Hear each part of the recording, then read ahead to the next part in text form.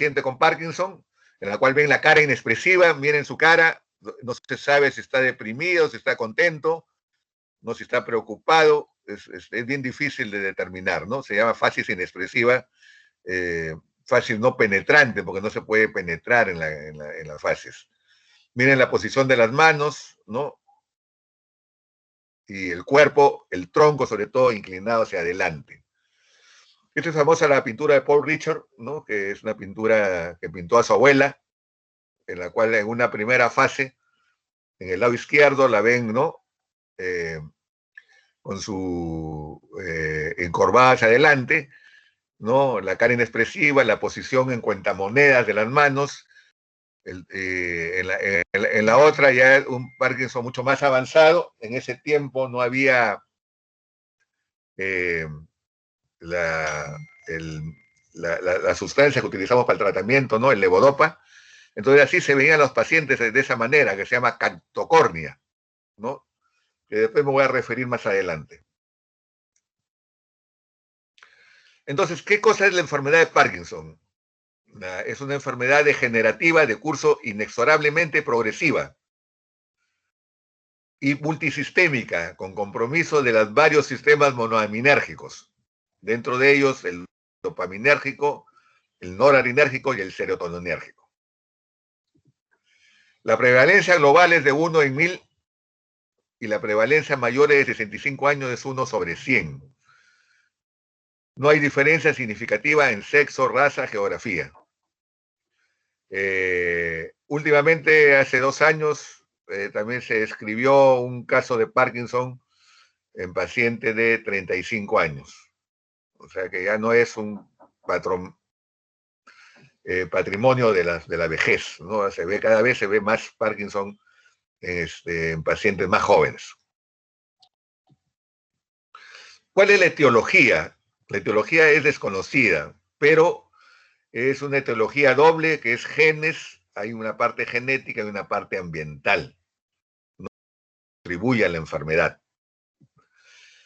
Entonces, para buscar la etiología, pues ha habido estudios epidemiológicos, estudios genéticos, investigación neuropatológica y modelos experimentales de enfermedad de Parkinson en animales, ¿no?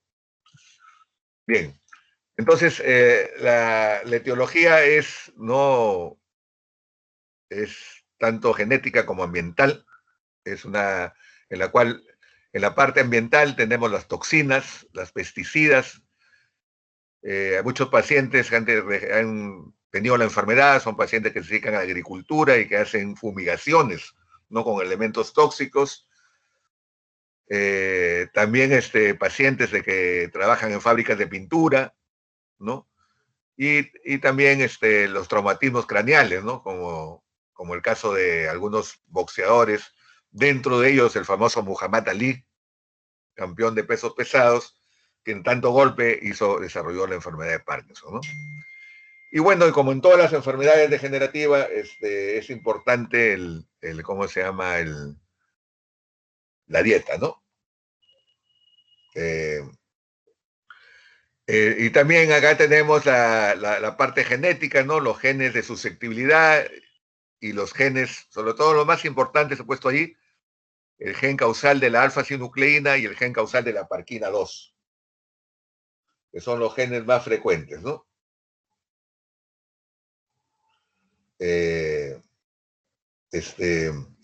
Esta interacción gen-ambiente hace que se produzca la enfermedad. Y se descubrió, por ejemplo, una comunidad minera que tomaban agua de pozo, ¿no?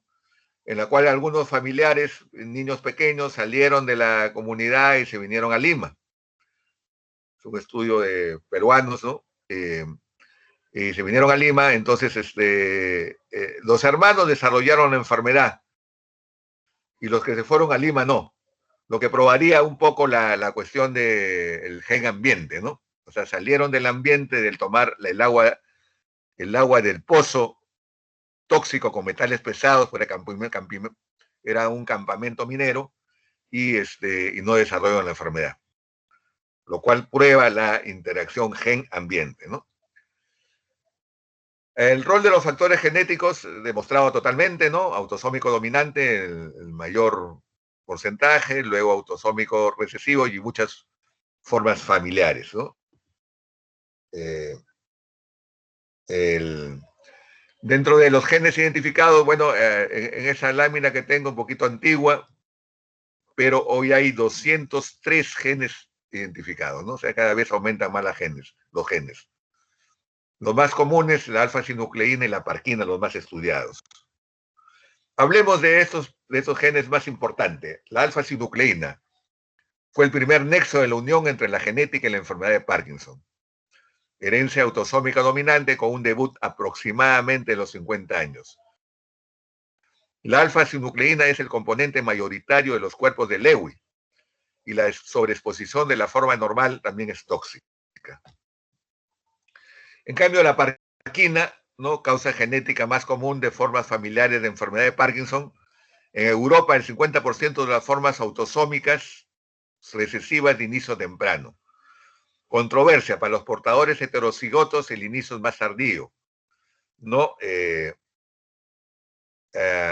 Este gen no presenta cuerpos de Lewy, ¿no? O sea, no todos los Parkinson tienen cuerpos de Lewy. La parquina no, el Parkinson originado del gen de la parquina no tiene cuerpos de Lewy.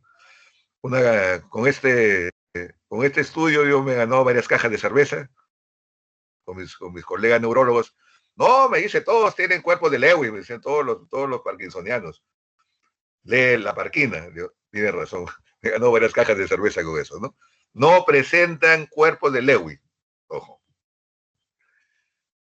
Bien, factores de riesgo de la enfermedad. Hay de mayor riesgo la edad, antecedentes familiares, exposición al agua de pozo, plaguicidas, lesiones cefálicas, traumáticas, trastornos de la conducta durante el sueño, constipación, depresión. Menor riesgo, fíjense que los que toman mucho café y los que fuman cigarrillos tienen menos riesgo de desarrollar la enfermedad. Eso no quiere decir que le digamos a los pacientes que fumen, ¿no? Entonces, pero hay estudios que demuestran que los que consumen más cigarrillos no hacen la enfermedad de Parkinson, ¿no? Y los que consumen café también. Bueno, café sí podemos tomar y nosotros los médicos tomamos bastante café. Esos tres últimos de trastorno de la conducta, constipación y depresión, es síntomas iniciales de la enfermedad, conforme vamos a decirlo más adelante, ¿no? Entonces, el rol de la genética, ¿no? Factores de riesgo, haciendo una recapitulación en este estudio de la Clínica Mayo, ¿no? Es el rol de la genética, la edad avanzada, la historia familiar positiva, gemelo monocigoto con enfermedad de Parkinson, rol del medio ambiente, exposición a toxinas, pesticidas, y se puede decir que un consumo bajo o nulo de café. En este estudio, miren, un estudio de la Clínica Mayo, muy serio, ¿no? Un estudio muy serio.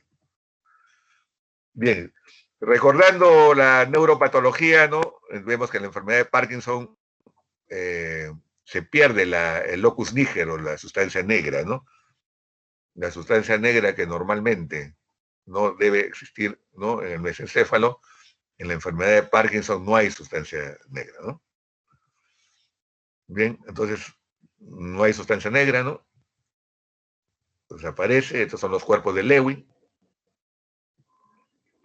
Y esta es la cascada, pues, así como hay una cascada que la doctora Eccles les ha enseñado, o les va a enseñar, de la enfermedad, del stroke vascular, de la muerte de neuronas, o el stroke, por el llamado ictus isquémico, ¿no? Y hemorrágico, entonces acá también hay una cascada, ¿no?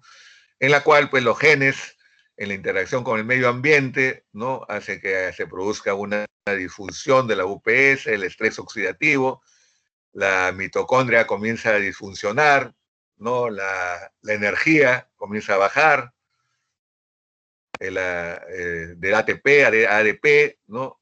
Y bueno, y hasta que se produce la muerte neuronal, ¿no? Hay la fosforilación de las proteínas, sale glutamato, que es el neurotransmisor excitatorio, ¿no? Entre el calcio y, bueno, se produce la muerte neuronal. Esto lo vamos a resumir, ¿no? En los primeros daños del sistema nervioso central serían degeneración del núcleo motor del nervio vago y del locus coeruleus. O sea, ahí comenzaría la enfermedad de Parkinson, aunque hay un autor que ha escrito que la enfermedad de Parkinson comienza en el estómago, dice. Ustedes saben que en el estómago tenemos los plexos solares, dice, ahí se ha demostrado que hay una pérdida de la dopamina, ¿no? Luego sería el tallo cerebral, ¿no? Y luego sería la corteza cerebral. Entonces, este es el resumen de la parte de la cascada de la muerte cerebral. Estrés oxidativo incrementado, alteración de la función mitocondrial, la excitotoxicidad dado por el aumento de glutamato, la citotoxicidad por la entrada de calcio, ¿no? El óxido nítrico, falta de factores tróficos, disminución del potencial de membrana mitocondrial, ¿no? Comienza a perder energía, apertura de los poros permeables, liberación de los factores que inician la apoptosis, o sea, la muerte neuronal, ¿no? Bien. La enfermedad, ¿cuáles son los estadios de la enfermedad de Parkinson? Bueno, el primer estadio, como les dije yo, sería estudiado por Brack y descrito, ¿no? en la Neurology, ¿no? En el 2002, y en la cual vemos que el comienzo del Parkinson, en la parte rosadita acá, ven que ahí comienza, o sea, en una fase presintomática. Lamentablemente que cuando nosotros hacemos el diagnóstico lo hacemos en la fase sintomática. ¿Qué ha pasado antes? Ahorita le vamos a decir qué ha pasado antes. Pero lamentablemente lo que nos queda, y es el 50% de posibilidades de mejorar el Parkinson, ¿no? Porque no se cura el Parkinson, ¿no?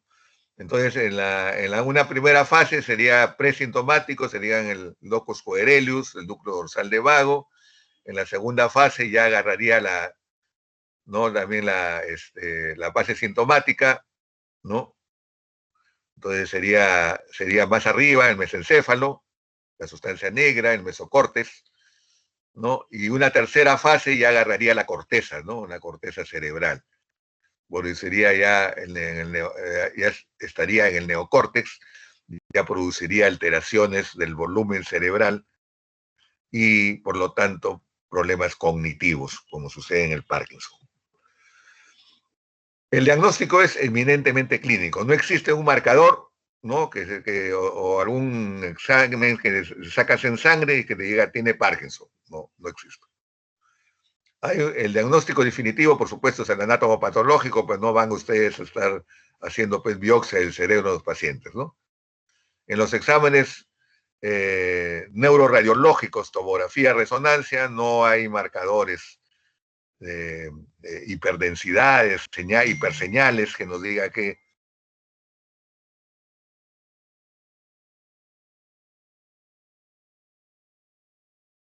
entonces, según el criterio del Banco de Cerebro de United Kingdom, ¿no?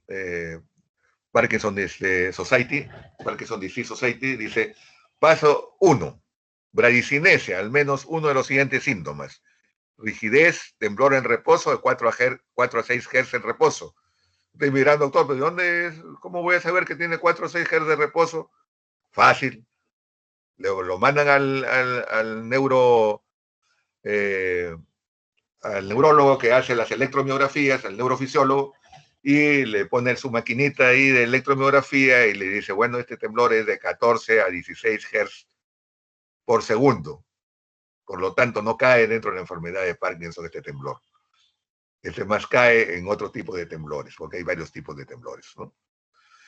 Bien, la enfermedad de Parkinson es de 4 a 6 Hz por segundo. Habría inestabilidad postural, no debe haber compromiso visual, no debe haber problemas vestibulares, no debe haber problemas cerebelosos, no debe haber problema sensorial, no debe haber déficit motor tampoco. Paso 2, para la exclusión. Tenemos que excluir, ¿no? Excluir varias cosas, progresión escalonada, lesiones cefálicas, encefalitis, crisis oculogiras, que use neurolépticos, ¿no? Algunas otras causas familiares que remitan, o sea, que se sanen. Ustedes saben que el Parkinson nunca se sana. Y hay que tener en cuenta que el Parkinson comienza unilateral y después ya se convierte en bilateral. Nunca convierte bilateral. No que tenga parálisis supranuclear progresiva en la mirada, que tenga los signos, que tenga signos cerebelosos, demencia, Babinski, tumor y otros, ¿no? Y que no responda a la levodopa. Si no responde a la levodopa, no es Parkinson, pues será Parkinson Plus, pero no es Parkinson. ¿Ok? Bien, el paso 3, rasgos que refuerzan el diagnóstico. La aparición unilateral, por supuesto, el Parkinson comienza unilateral, y esa pregunta yo la puse cuando estuve director de posgrado para examen de residentado médico, ¿no? Para neurología, les puse, bueno, ¿cómo comienza el Parkinson? Unilateral, bilateral, etcétera, etcétera, ¿no? Es unilateral. Temblor en reposo debe haber, que debe ser progresivo, porque el Parkinson aumenta por los años. Debe haber asimetría, el Parkinson no es simétrico, es asimétrico, ¿no? Siempre un lado más que el otro cuando ya se convierte en bilateral. La respuesta en levodopa debe ser en un 70 a 100%. Debe haber severas discinesias inducidas por levodopa, eso lo vamos a explicar después. Historia de más o menos 5 años de respuesta a la levodopa. Y el curso de la enfermedad que debe ser progresivo, ¿no? Entonces, ¿cuál es el cuadro clínico? El síndrome parkinsoniano, alteración de los reflejos posturales, alteraciones cognitivas, alteraciones del humor, alteraciones autonómicas, alteraciones de la marcha. Bueno, esta es la progresión de la enfermedad. Como ustedes les he dicho, hay una parte preclínica que la desconocemos, ¿no? Habría que preguntar. Y la parte ya clínica, que es cuando nosotros ya vienen al médico, cuando ya comienzan a temblar, a tener problemas motores, ¿no? Y otros. Entonces comienza unilateral, luego el Parkinson se convierte en bilateral, después se complica con complicaciones motoras y diskinesias, luego viene la inestabilidad, las caídas y luego la demencia y algunas veces psicosis, ¿no? Entonces esos conforme van pasando los años. Entonces, haciendo un overview, ¿no? La clínica es temblor en reposo, a 4 a 7 Hz por segundo, disminuye con el movimiento y aumenta con las emociones. Desaparece durante el sueño. Felizmente todas las enfermedades, casi todas, porque hay una que no, del movimiento desaparecen con el sueño. Excepto una, que es la epilepsia. La epilepsia sí puede agarrar con sueño, no sueño, etcétera, etcétera. Pero felizmente la epilepsia no dura poco, ¿no? Pero imagínense un parkinsoniano que comienza a temblar, o un coreico, o con distonía, ¿no? Pobre paciente estaría agotado, ¿no? Entonces la rigidez, encontramos rigidez a la hora que le hacemos la motilidad pasiva, entonces la motilidad, cuando ustedes, bueno, eso ya es semiología, ya ustedes hay motilidad activa y que lo hace el paciente de acuerdo a las órdenes. Ya hay la motilidad pasiva, en la cual ustedes comprueban el tono muscular con movimientos pasivos que le hacen al paciente, ¿no? Entonces ustedes van a ver que hay una rigidez, ¿no? En los 4 miembros, similar en los músculos flexores y extensores. Y tenemos también la rueda dentada. A la hora que ustedes le hacen el movimiento pasivo de la muñeca de las manos, moviendo la mano, ¿no? Hacia atrás y hacia adelante, ustedes sienten que se traba y que luego cede, que se traba y que luego cede. Esa es la rueda dentada, como una rueda dentada, ¿no? Por eso que le pusieron el nombre de signo de la rueda dentada. Se hace más manifiesto si ustedes agarran y le dicen, a ver, ustedes están examinando la mano derecha y le dicen, con la mano izquierda usted haga puño y abra, haga puño y abra. Entonces eso hace que en el lado que están examinando sea más notorio la rueda dentada, ¿no? Es un truquito que se llama sincinesia. ¿Ok? Bien, entonces está ahí bradicinesia, o sea, brady lento, movimientos lentos, Hay la facies en máscara, ¿no? ¿No? O sea, que no hay expresión en la cara. Hay problema en la masticación, en el habla, en la deglución, ¿no? El habla del parkinsoniano es un habla totalmente hipofónico, ¿no? Hipofónico, fino. Si ustedes ecualizan la voz, está en una sola, por decir, si nosotros comparamos con la música, por decir, en re menor, está todo el habla, ¿no? No hay ecualización de arriba hacia abajo, etcétera, etcétera, ¿no? Es una voz totalmente aburrida, que si alguien se pone a leer algo que tenga enfermedad de Parkinson, nos quedamos dormidos todos, ¿no? Lamentablemente así es, ¿no? No hay los altos y los bajos que lo hacemos normalmente. Hay dificultad también para inicio de movimiento y alternantes, entran en sistema off, o sea, on cuando están en movimiento, cuando dicen vaya hasta la esquina del consultorio y regrese. Entonces van caminando a pasos lentos, ¿no? Con la marcha característica, ¿no? Que es con los a pasos lentos, ¿no? Un poco arrastran los pies a veces, ¿no? Entonces caminan y cuando y voltee, en el momento de voltear, se frisan, entran en freezing, no pueden voltear. ¿Por qué? Porque en el Parkinson hay un trastorno en la programación del movimiento en el lóbulo frontal. Entonces tienen que esperar unos segundos hasta que ya la orden ya pasó para el otro lado y ya han dejado de frizarse y ya pueden volver nomás, ¿no?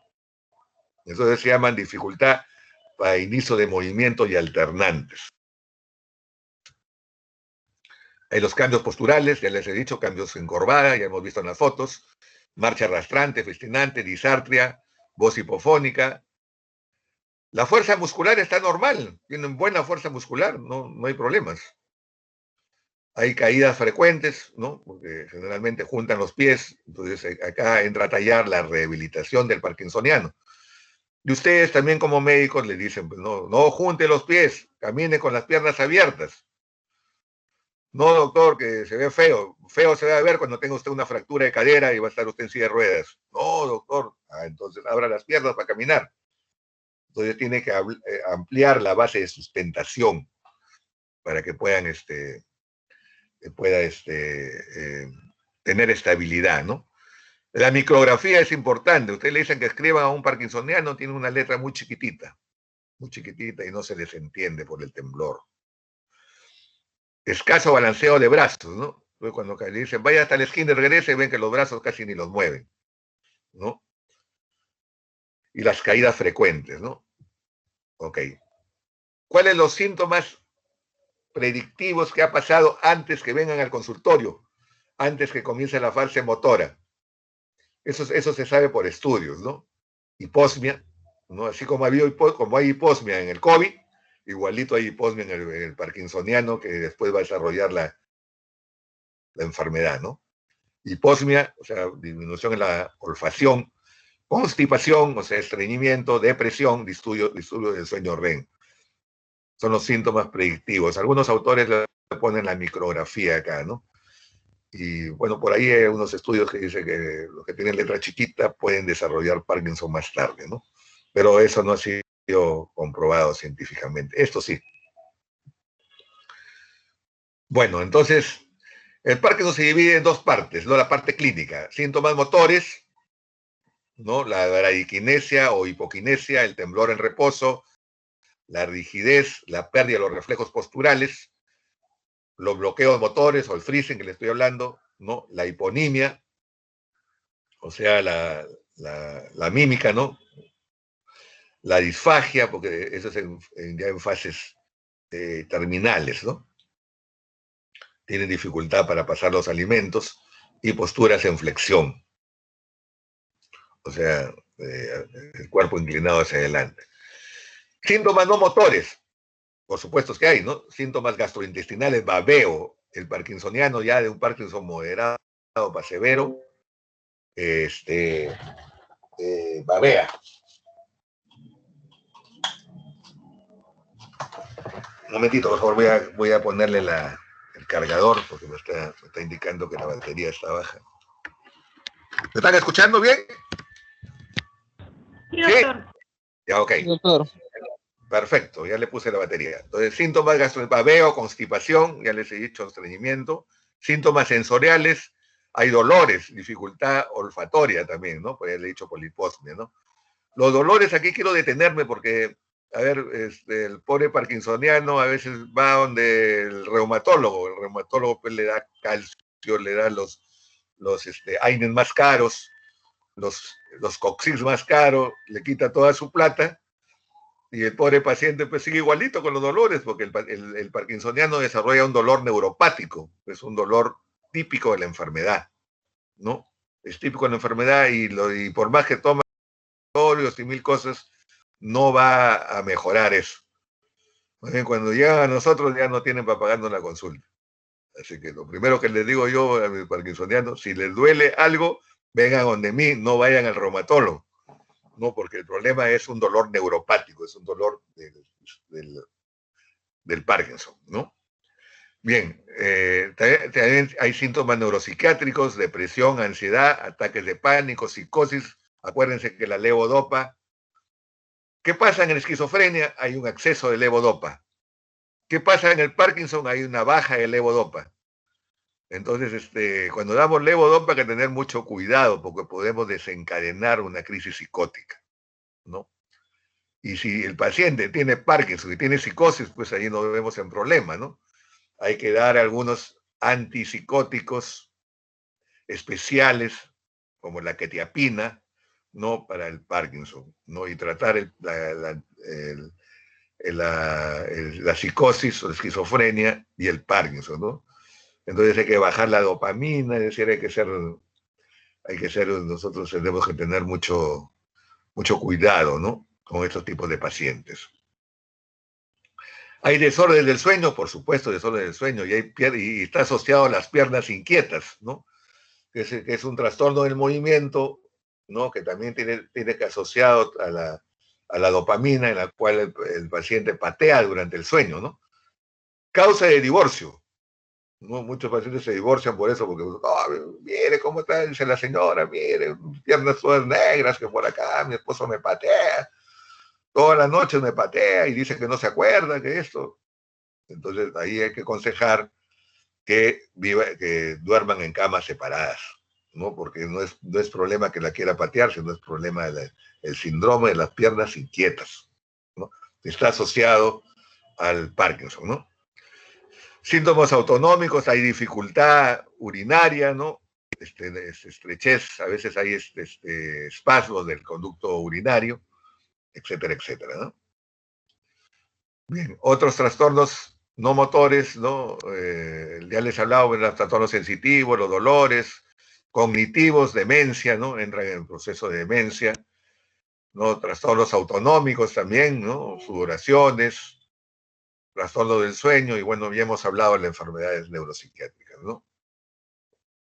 Entonces,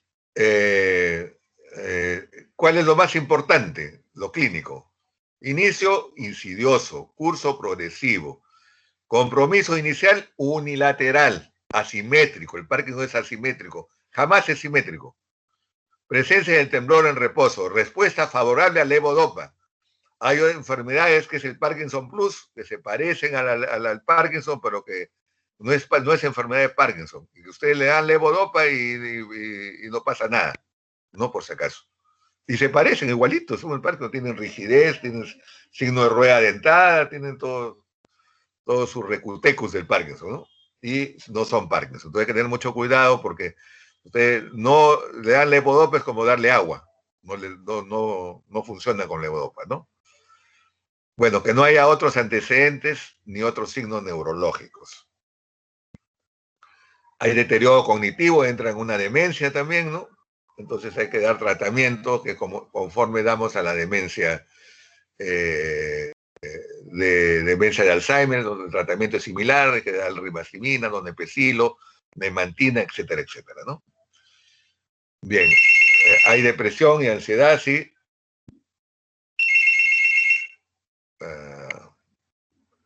Ya. El 30% experimenta alucinaciones, factores de riesgo, edad, enfermedad severa, deterioro cognitivo. ¿Ya? Bueno, un momentito. ¿Aló? No. Predice en las alucinaciones y psicosis hay que dar loxapina, quetiapina, no da respiridona, ni olanzapina, ni aripiprazol. Perdón un ratito. Aló, dígame. Sí, un favorcito. Tome nota de mi celular, tome nota de mi celular. 49 58374. Me puede llamar dentro de unos 20 minutos, por favor, que ahorita estoy dictando clase. ¿Ya? 9999 58374. 49 58374. ¿Ya? Ya, entonces, ojo, se da quetiapina, se da cloxapina. El cloxapina es un poco complicado porque trae alteraciones en las células hemáticas, pero la quetiapina es lo mejor. No da risperidona, ¿ya? Bueno, el Parkinson avanzado, acá tenemos, ¿no? La cantocornia. La cantocornia. Estos pacientes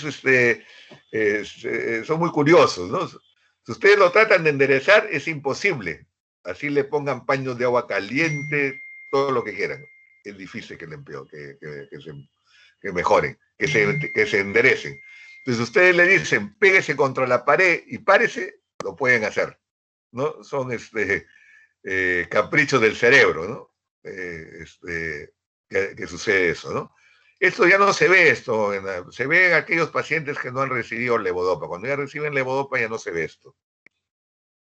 Bien, y este sí, síndrome sí se ve con frecuencia, que es síndrome de la torre inclinada de Pisa, ¿no? En ese estado lo ven, y acá hay una tira de pacientes, ¿no? Que los saqué de cuando estuve haciendo mi entrenamiento en el Metropolitan Hospital en Nueva York, no veíamos bastante estos casos, ¿no? Síndrome de la torre inclinada de Pisa. O sea, ven cómo su columna le inclinan hacia un costado, ¿no? Son distonías. ¿Cómo hacen ustedes el diagnóstico diferencial? Bueno, con el temblor esencial. El temblor esencial es un temblor parecido al Parkinson, ¿no? El hiperparatiroidismo, el alcoholismo crónico que también produce temblores, el PSP, pared supraarticular progresiva, la esclerosis múltiple, el Parkinson Plus, el parkinsonismo vascular, que seguramente la doctora Ecos ya le va a hablar sobre el parkinsonismo vascular, y el parkinsonismo tóxico y medicamentoso. Ya, por ejemplo, hay medicamentos que producen temblores y parkinsonismo, como la flunaricina, la sinaricina, algunos medicamentos psiquiátricos también, ¿no? ¿Ya? Y algunos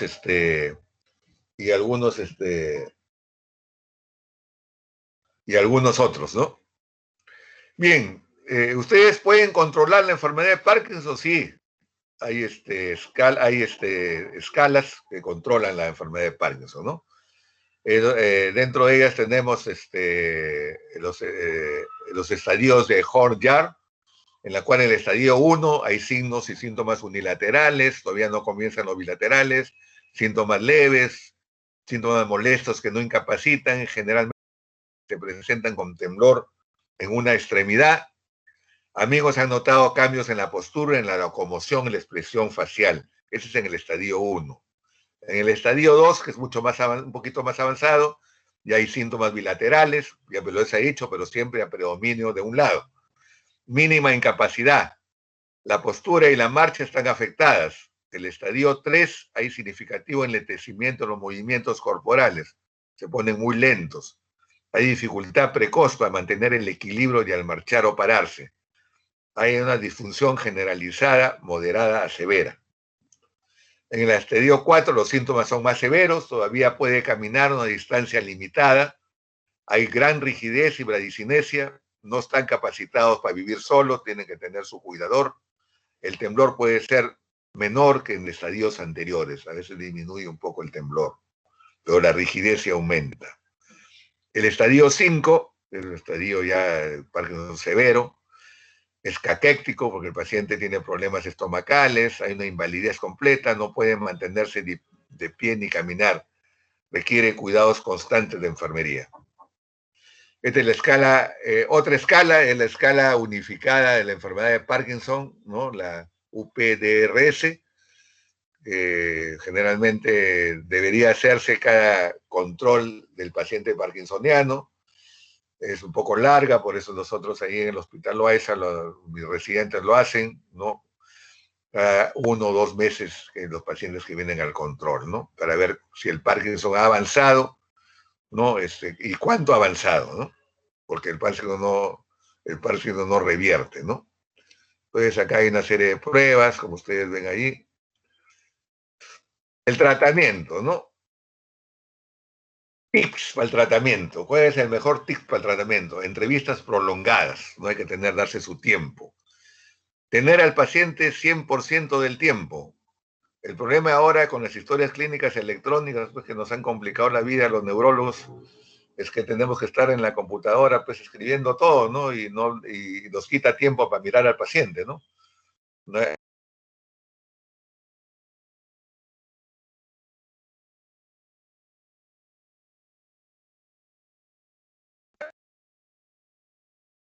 Con qué postura se encuentra. Entonces, eso con la historia clínica electrónica es bien difícil, ¿no? Pero bueno, es un tip, ¿no? Entonces, siempre hay que entrevistar también a la pareja o al cuidador del paciente para hacerle preguntas. Tener siempre un listado completo a la mano de la medicación. ¿Qué cosa está tomando? Le preguntan al paciente o a su pareja o a su cuidador, ¿no? Está tomando esto, esto, esto, esto. Determinar el progreso de la enfermedad y la escala UPRS en cada visita, dice, ¿no? Esto es un poquito más exigente, ¿no? Así lo hacíamos ahí en la Metropolitan Hospital en Nueva York, ¿no? A los pacientes, ¿no? En cada visita, ¿no? Un poco pesadito hacer a tantos parkinsonianos, ¿no? Bien, el tratamiento puede ser preventivo, neuroprotección y neurorestauración y sintomático. Dentro del sintomático tenemos no farmacológico, farmacológico y neuroquirúrgico. Bien, entonces acá tenemos la barrera hematoencefálica, ¿no? La barrera hematoencefálica, que sería esta, ¿no? Acá tenemos la neurona presináptica y la neurona postsináptica, ¿no? Y la glía. El tratamiento se basa en esto y la barrera también, ¿no? En la barrera que tiene que pasar el L-Dopa, pasar la barrera y luego pasar a la neurona postsináptica. Acá tenemos una parte importante, los agonistas dopaminérgicos. Acá en esta parte, la presináptica, la dopamina que estamos dando al paciente. Y acá se sitúan los neuroprotectores del Parkinson, ¿no? Entonces, el tratamiento, como ven, así se sitúa, ¿no? Se esquematiza el tratamiento, ¿no? Entonces acá la levodopa, ¿no? Ustedes la dan y que debe pasar acá. Entonces, ¿qué hacen los agonistas dopaminérgicos? Jalan la levodopa, como que la traen, ya que pase al otro lado. ¿Ya? ¿Y qué hacen acá la monoamino, los MAO, lo que hacen esto es protegen a la neurona. Protegen a la neurona que no se mueva, que no se muera esta transmisión, que dure un poquito más. ¿Ok? Entonces tenemos el tratamiento sintomático, tenemos, bueno, los agonistas dopaminérgicos y luego la levodopa, ¿no? La levodopa es la reina del tratamiento. Hasta ahora, la reina ya está viejita. Hasta ahora nadie le ha quitado el trono. Ya tiene 70 y tantos años la levodopa. Es la droga más potente, la vida media 90 minutos, en algunas circunstancias, ¿no? Y bueno, ahora ya viene ya esto de acá asociado, esto ya está de más, porque ya viene ya preparada la levodopa para darle, ¿no? Ok, al paciente. Este es un paciente, ¿no? Sin levodopa, ¿no? Miren la cara totalmente inexpresiva, y luego le doy la levodopa y miren, la paciente ya está contenta, ¿no? Ya puede bailar, ya puede mover bien sus brazos, sus piernas, todo, ¿no? Esos son los cambios que hacen la levodopa, ¿no? La levodopa ha mejorado la esperanza de vida en los parkinsonianos, ¿no? Pero, ¿qué pasa? La levodopa, ¿no? Tiene una luna de miel que dura entre 3 a 5 años, ¿no? La honeymoon, como dicen los americanos, ¿no? Entonces, ¿qué pasa? Que de 3 a 5 años, algunos autores dicen hasta los 7 años, no pasa nada con la levodopa. Pero luego, ya pasado el tiempo, ya comienzan a tener otras complicaciones que son peores que el temblor, que son las fluctuaciones motoras y la distonía. Esta es una respuesta estable, ¿no? El paciente está en periodo off, o sea que no puede estar rígido, está con temblor, le da su levodopa y entra en periodo on y se mantiene una meseta 24 horas. Pero ¿qué sucede? Luego, con el avance del tiempo, ya esa meseta de 24 horas ya comienza a variar, ya comienzan a tener problemas de fin de dosis, de la dosis comenzada, etcétera, etcétera. Entonces, se dice cuando un paciente lo tienen ustedes novo, es decir, que recién es diagnosticado, deben demorar el tratamiento, deben darle poquito a poquito, no darle el tratamiento completo, sino darle un cuartito en la mañana, un cuartito en la noche, o un cuartito mañana, tarde y noche, depende del paciente, pues, ¿no? Con el fin de que la demore más y tenga más techo el paciente para el tratamiento. Y evitar las fluctuaciones motoras y la disquinesia, ¿no? Unas definiciones. Periodo ON es cuando de conexión con la levodopa, que está muy bien, ¿no? Su cerebro está funcionando perfecto. Y periodo OFF, cuando hay desconexión de la levodopa, cuando ya el paciente no puede estar muy rígido, no puede caminar bien, está mucho temblor. Entonces acá tenemos las complicaciones motoras, que son dos, las fluctuaciones motoras y las disquinesias, ¿no? Entonces acá vamos a mostrar algunos de los más importantes, porque si hablamos de cada una, nos demoraríamos en la clase de 4 horas. Tenemos el wearing off. ¿Qué es el wearing off? Es el agotamiento de dosis. Quiere decir que si ustedes le dan la levodopa, ya dura menos. Dura 1 hora, 2 horas, y hay que darle otra pastilla para que vuelva a tener el estado on. ¿Ya? Entonces, ¿qué sucede cuando las fluctuaciones motoras tenemos corea, balismo, distonías, o sea, peores los movimientos, tics, ¿no? Problema estético, incapacitante y en algunos casos problemas problemas de las piernas inquietas también, ¿ya? Entonces, ¿qué son las disquinesias? Son movimientos anormales, involuntarios, no parkinsonianos, luego los primeros años de tratamiento con levodopa, ¿no? Estas disquinesias pueden presentarse en los momentos de mayor efecto de la medicación. Ya pasado los 5 o 7 años ya comienzan estas complicaciones, ¿no? Otra complicación es que nosotros, bueno, estas son las disquinesias, que son los movimientos anormales, involuntarios, no parkinsonianos, ¿no? Ya les he dicho también, ¿no? Y, perdón. Tenemos la segunda parte de tratamiento, que son los agonistas dopaminérgicos, que son estos de acá, que son los que jalan la levodopa para que entre más la levodopa acá. Entonces, estos agonistas dopaminérgicos estimulan a los receptores postsinápticos de dopamina y, a diferencia del levodopa, no requieren conversión metabólica de enzimas, no requieren la acción de neuronas. Se usan como monoterapia o terapia adjunta.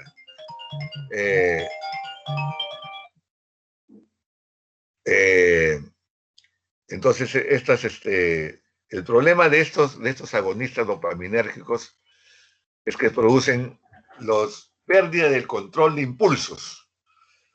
¿Qué sucede? Que eso se llama un síndrome de desregulación de la dopamina, en la cual hay conducta aberrantes, anormales. Por ejemplo, de que le gusta ir a los casinos a jugar, ¿no? El gambling, ¿no? quieren ir a jugar al casino, todos los días quieren ir a jugar al casino, ¿no? Se gastan toda su plata ahí. Ir a comprar a las tiendas, el shopping, ¿no?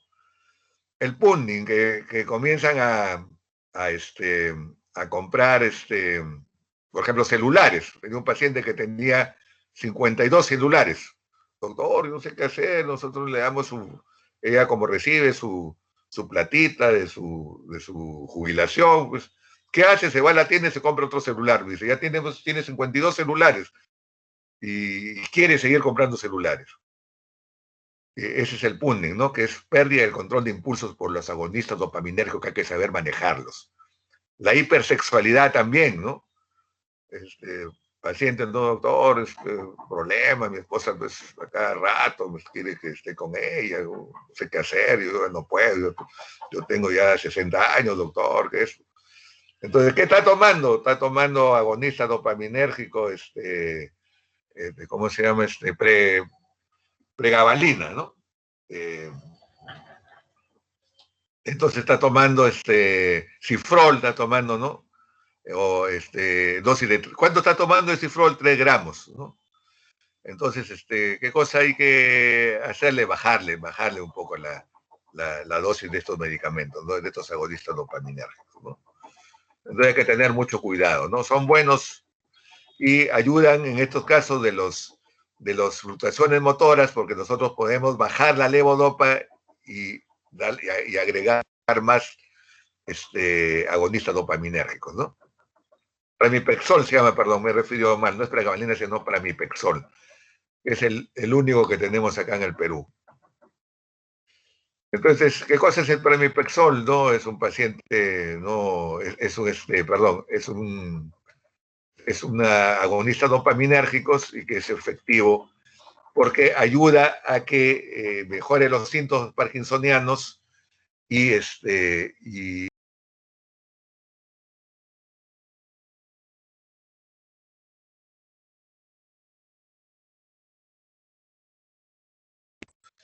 muy efectivo en monoterapia en casos tempranos de enfermedad de Parkinson. Luego, en combinación con la levodopa, efectivo, prevención de las complicaciones motoras, efectivo, y de las fluctuaciones motoras, efectivo, ¿no? Bueno, y acá tenemos una serie también de otros agonistas dopaminérgicos que no hay en el Perú. Tenemos los inhibidores CON también. ¿Qué hacen los inhibidores CON? Los inhibidores CON, como el tolcapone, tacampone, hace que aumenten la vía media de levodopa al reducir el metabolismo del medicamento en el plasma.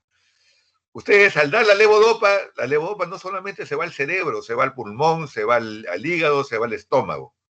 Entonces, ¿qué hacen estos medicamentos? Hacen que el paciente se vaya, la levodopa se vaya directamente al cerebro, ¿no? Y acá tenemos, ¿no? Acá tenemos la barrera hematoencefálica en la parte de en medio, esta línea, y acá está el medicamento que hace que a nivel periférico, ¿no? No vaya a nivel periférico, sino que entre, ¿no?, de frente a la barrera hematocefálica, que entre de frente al cerebro y se concentre más en el cerebro, ¿no? Esa es la etacapone, el tolcapone, ¿no? Acá, ¿no?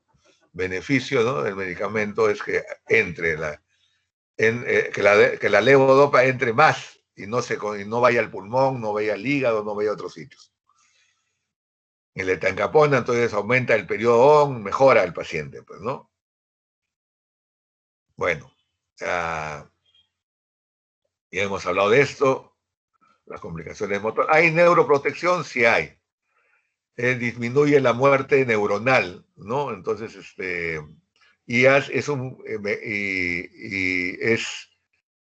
no es modificador de la enfermedad, sino ayuda a que la enfermedad se desarrolle muy rápido, ¿no? Entonces tenemos la rasagilina, que con el estudio ADAYO es un inhibidor de la monoamina oxidasa, disminuye la producción de peróxido de hidrógeno protegiendo las neuronas dopaminérgicas. Se da una vez al día. Y la selegilina, bueno, que también es buena, es otro derivado, ¿no?, inhibidor de la monoamina oxidasa, que también hay acá en el Perú, tenemos los dos. y que se usa 5 miligramos 2 veces al día, ¿no? La istratefilina no hay acá en el Perú, ¿no? Otros tratamientos, como les he dicho, como hay el problema del pico valle, entonces se diseñó este tratamiento en la cual se le pone se le hace un huequito en el estómago y por ahí se le pone una bolsa y en la bolsa se le deposita la levodopa, ¿no? En el intestino, ¿no? Y en el estómago, en el intestino, ¿no? Es una continua inyección intrayeyunal y ayuda a que no haya los problemas pico-valle, ¿no? Acá ven, ¿no? El huequito, ¿cómo se llama? Tiene un nombre esto, en el estómago, y esta es la máquina, ¿no? La máquina en la cual inyectamos prácticamente el gel de la levodopa. El problema es que esa levodopa es muy cara, $1,000 mensuales, ¿no? Acá ven, ¿no? Acá ven el estómago, ¿no? Y tiene su cánula y por acá le inyectamos esta levodopa especial, ¿no? En gel, ¿no? ¿Existe tratamiento quirúrgico? Sí, va muy bien. ¿Cuándo se debe, el paciente se le indica tratamiento quirúrgico? Cuando los síntomas de la enfermedad de Parkinson no pueden ser controladas con medicación y experimentan fluctuaciones motoras y discinesias. Son dos: cirugía con lesión y la estimulación cerebral profunda. Cirugía con lesión se realiza con estereotaxia, las lesiones se crean el tálamo, talamotomía, globos pálidos, palidotomía y subtalamotomía. La estimulación cerebral profunda, el Deep Brain Stimulation, es un chip que se coloca en el cerebro y es un electrodo, un implante de un electrodo en el cerebro y localizando la punta en el tálamo cuando hay mucho temblor, en el globos pálidos cuando hay disquinesia y núcleo subtalámico no cuando hay esa enfermedad de Parkinson, ¿no? Entonces, estos tratamientos ayudan al paciente, ¿no? Entonces, la estimulación cerebral es reajustable. Nosotros tenemos a los neurólogos nos dan como un control remoto, que cuando este chip un poco que se desajusta, por decir así, ¿no?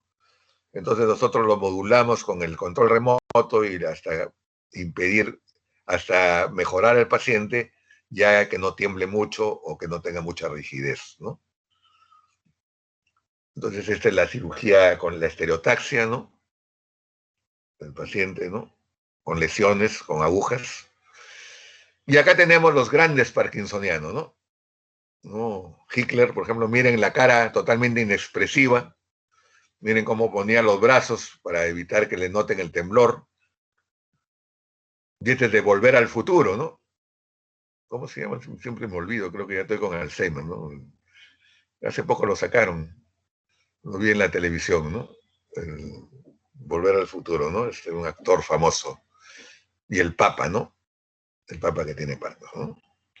Mohamed Ali, ¿no? Que tuve la suerte de, cuando estaba rotando en la universidad, en Metropolitan Hospital en Nueva York, nos invitaron a una entrevista con Mohamed Ali en el Madison Square Garden, ¿no? Y tuve la oportunidad de verlo, ¿no? Personalmente, ¿no?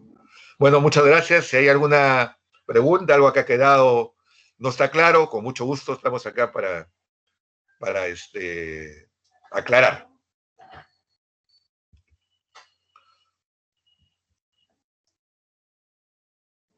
¿Está claro? No sé, a ver, díganme. A ver, dígame por favor que Doctor, quería hacer una pregunta. sí, dígame. ¿Exactamente a qué se refiere con fluctuaciones? A eso que da el secundario levodopa. Fluctuaciones son movimientos que no son parkinsonianos, ¿no? Que no son. ¿Usted está viendo están viendo el video o no? Sí, doctor. Miren el temblor que tiene el paciente, ¿no? Ya, ahorita te explico. Quiero que compartan ese video nomás. Miren el temblor, miren la cara totalmente inexpresiva, ¿no? Me decían mis profesores, clase de Parkinson o de trastorno del movimiento sin video no sirve. Miren la posición del tronco.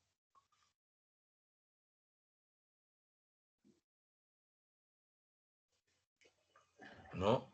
Mírenlo. Miren la posición del tronco del paciente, ¿no? Ok.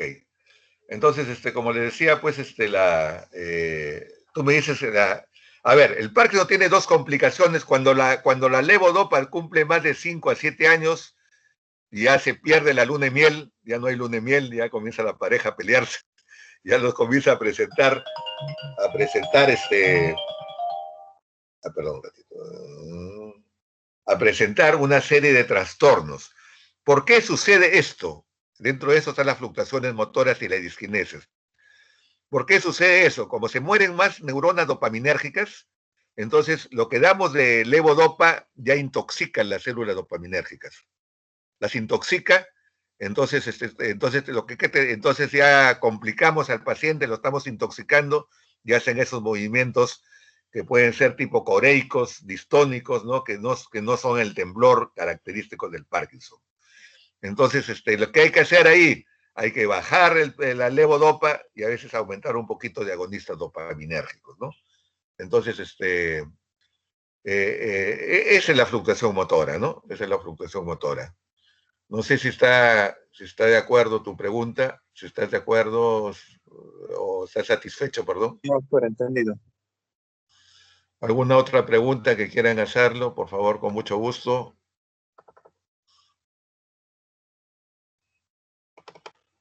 A ver, otro video. Miren este paciente. Obsérvenlo, ¿no? La cara inexpresiva. Miren el temblor del paciente, miren.